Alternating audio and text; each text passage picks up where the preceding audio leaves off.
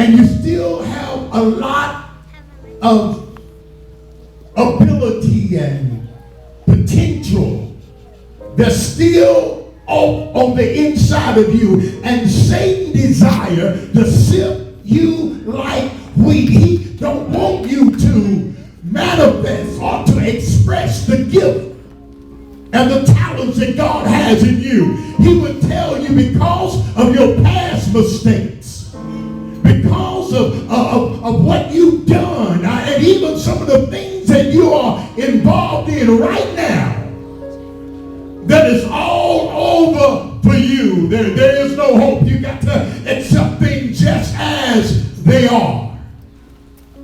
But the resurrection shows us that even though you can go all the way to the end of a thing, sometimes the beginning don't start until the end.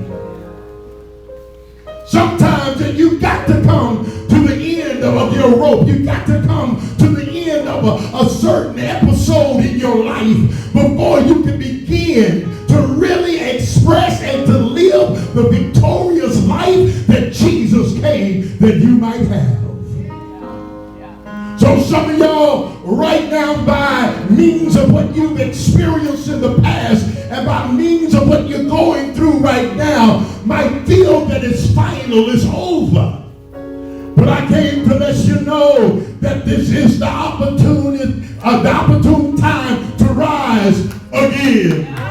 Again, rise again. When you rise, you're elevated.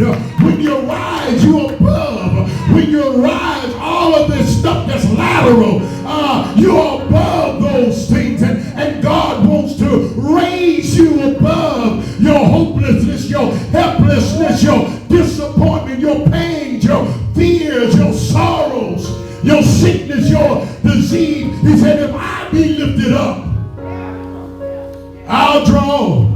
I want to draw the hurting. I want to draw those that have thrown in the towel. I want to draw those that are struggling, trying to have a good life, struggling, trying to make sense of some of the stuff that they're going through. I want to draw them, because if I can draw them, even though they can't make no sense out of it, if they come to me, all ye that labor and are heavy laden, I'll give some rest, or I'll put some peace. You might not understand it, but you can cast your cares on him because he cares about you. You might not understand it, but he knows what you're going through. You have not a high priest that cannot be touched by the feelings.